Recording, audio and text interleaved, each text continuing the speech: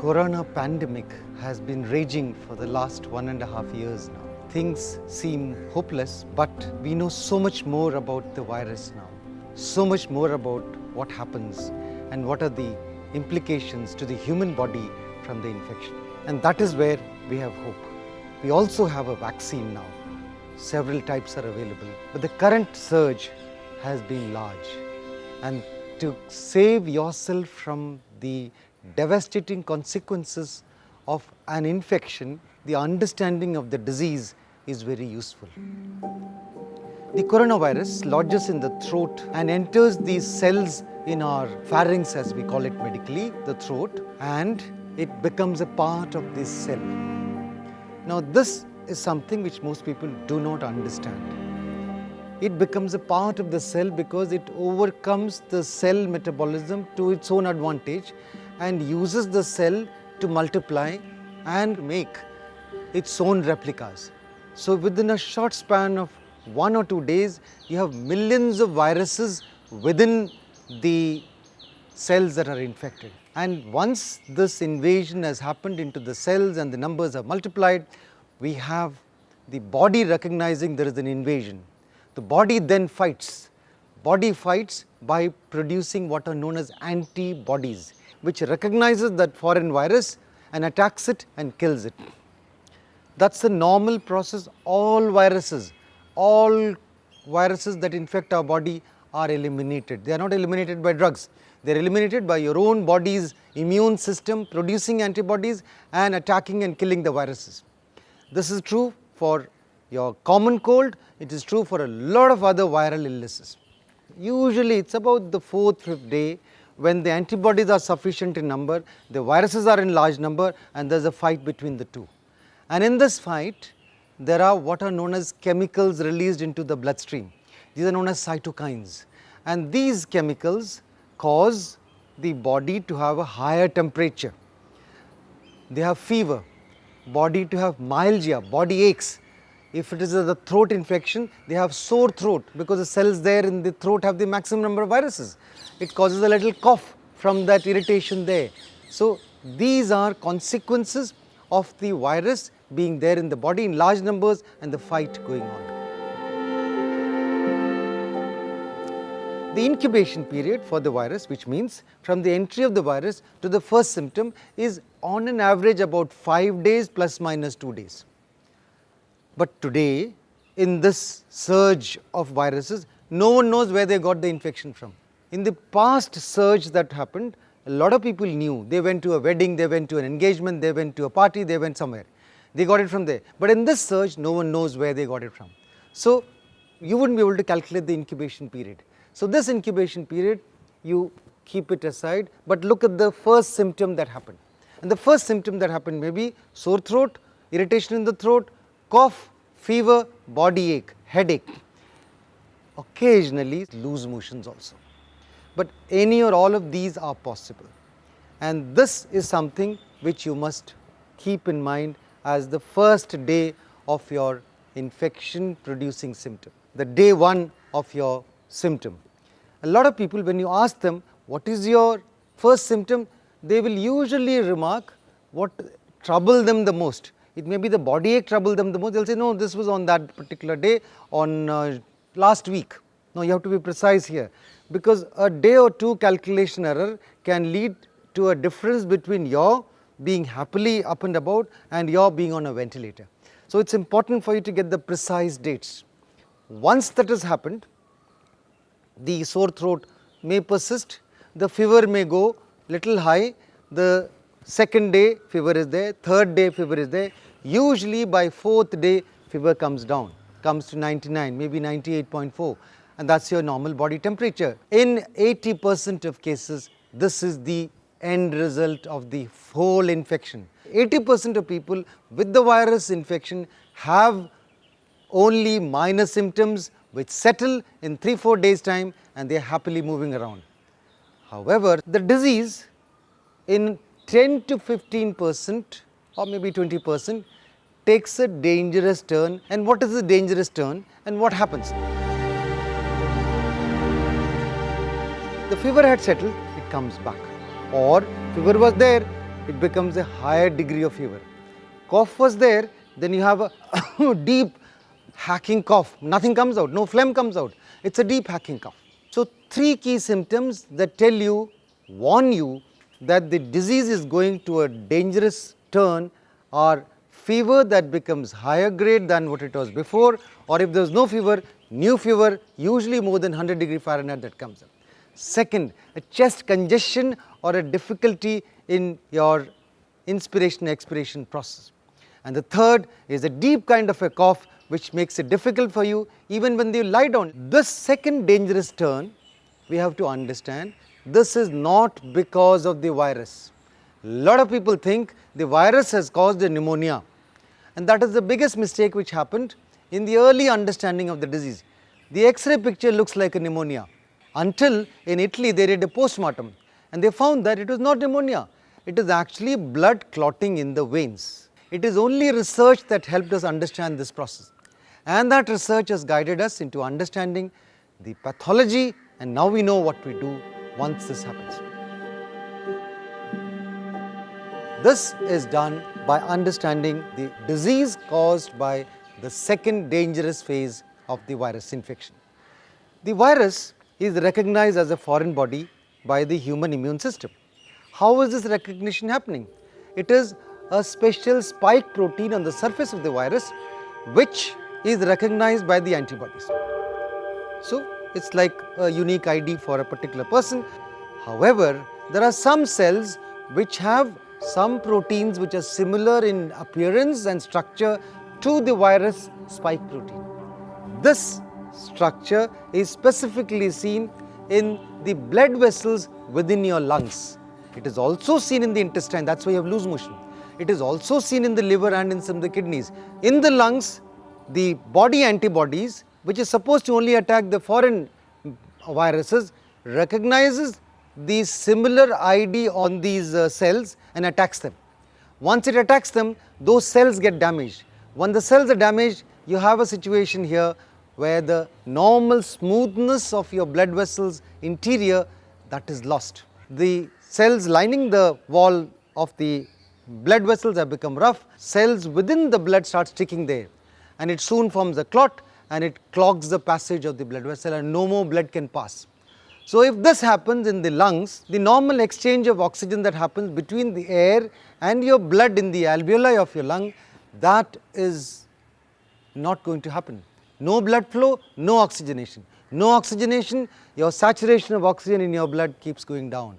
Till a stage comes, you become breathless and you have problem in breathing, and depending on the severity of damage to the lungs, you have difficulty. So the pathology is not by the virus persisting in your lungs, no.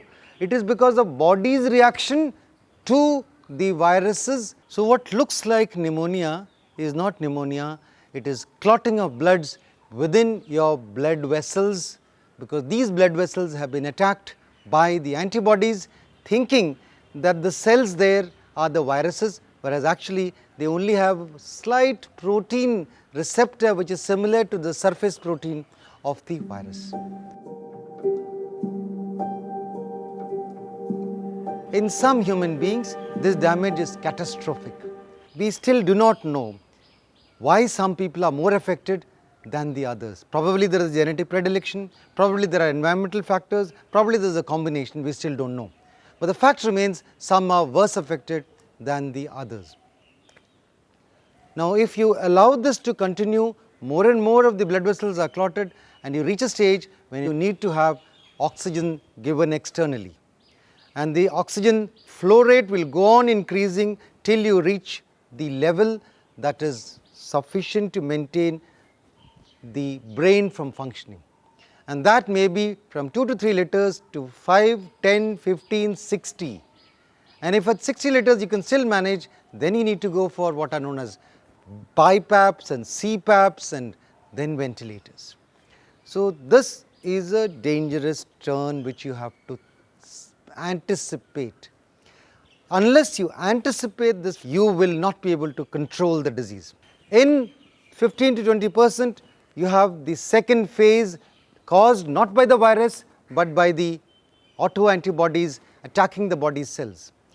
recognize this in the early stage. So on the 5th, 6th day, if the patient has high fever, has bad cough and had breathlessness, think of the onset of a cytokine shower.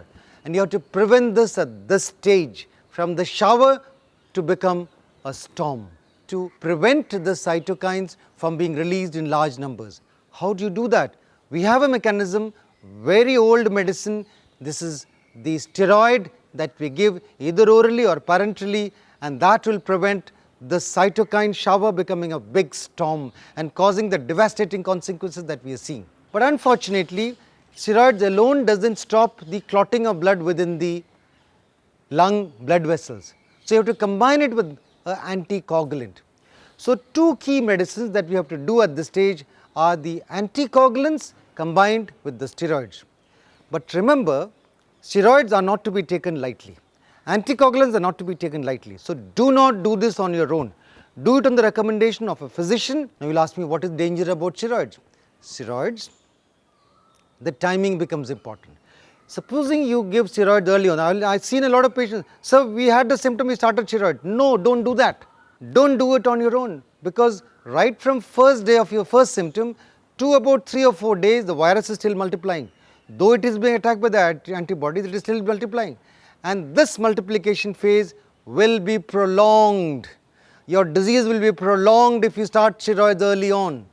Don't do that mistake. You're actually harming your body by preventing the body from eliminating the viruses. Don't do that. So therefore, timing becomes critical of not starting steroids in the first 5 days of the disease.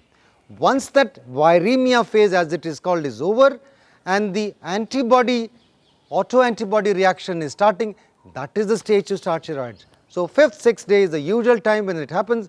Recognize those who do not have any symptoms of the second stage, do not worry. Those that have, you start the steroids. Combine it with anticoagulants. Despite your steroid, you do have clotting in your veins, and that has to be prevented by anticoagulants.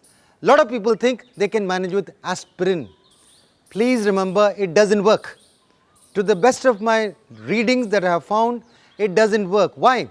Because the infection of the virus itself, if you look at the platelet count of the blood count of these patients, they will find platelets are always low. 40,000, 30,000, some with 25,000. Does that work to prevent clotting? No, they still have clotting. Therefore, merely giving aspirin doesn't work. You have to give anticoagulants, and these have to be continued for 3 weeks. Why 3 weeks? Why not 10 days like steroids? Because the tendency for clotting remains for about 2 to 3 weeks. Therefore, you cover up for 3 weeks. You would have managed the storm from happening, managed the worsening of the disease, and most patients have a good outcome. Where is the mistake that is happening around the world, not just India, around the world, in US, in Europe? Our normal lungs are 2 lungs. Like we have 2 kidneys, we have 2 lungs. Okay, 1 kidney can be donated, you can function with 1 kidney. Similarly, I have patients who have tuberculosis, lung cancer, where you remove the whole lung. You can function with 1 lung, with 100% saturation, 100%. They don't have 93%, no, they have 100% saturation. Then what is the problem? They have problem in running. They have problem in climbing 4 flights of stairs. They'll have breathlessness. Normal human being has 2/3 of the lungs as reserve capacity lung. They're designed like that. So if you tell the patient to sit at home and wait till it starts dropping with the digital sensor, you will have damaged your lungs to more than 2/3 of its normal functioning ability before your saturation drops. And then you rush to the hospital, then you have to be on oxygen, and invariably you go on to the ventilator. That's a catastrophic outcome. Don't wait for that. Don't sit at home with this digital sensor. It is useful. I'm not saying it is not useful. It is useful in the hospital. It is useful to decide to go to the hospital.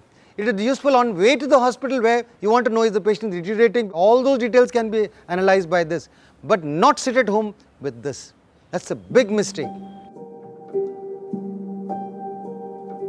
2 things that you must understand. Steroids suppress immunity, so you can cause infection.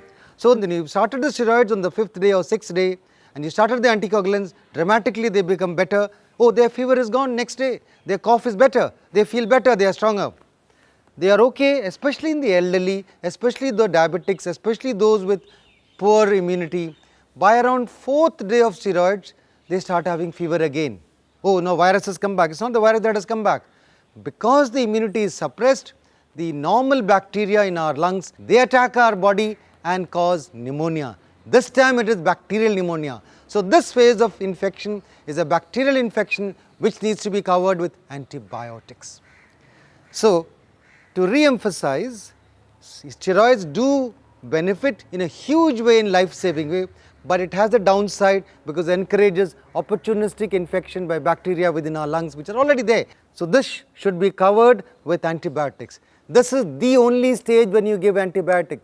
Giving antibiotics when you have the first symptom, it is actually encouraging bacterial resistance, because no antibiotic, whether it's azithromycin, whether it's doxycycline, contributes to anything in eliminating the virus. They don't help at all. So they are useless at that stage, but they become useful in protecting the patient from the bacterial pneumonia that happens 4-5 days after starting of steroids. So you must remember the timing. Then steroids also are diabetogenic. So those who are pre-diabetic, they become frank diabetics when they are on steroids. You know, my blood sugar has gone to 250. Yes, it's possible. Diabetics, the sugar may go up to 400, 500.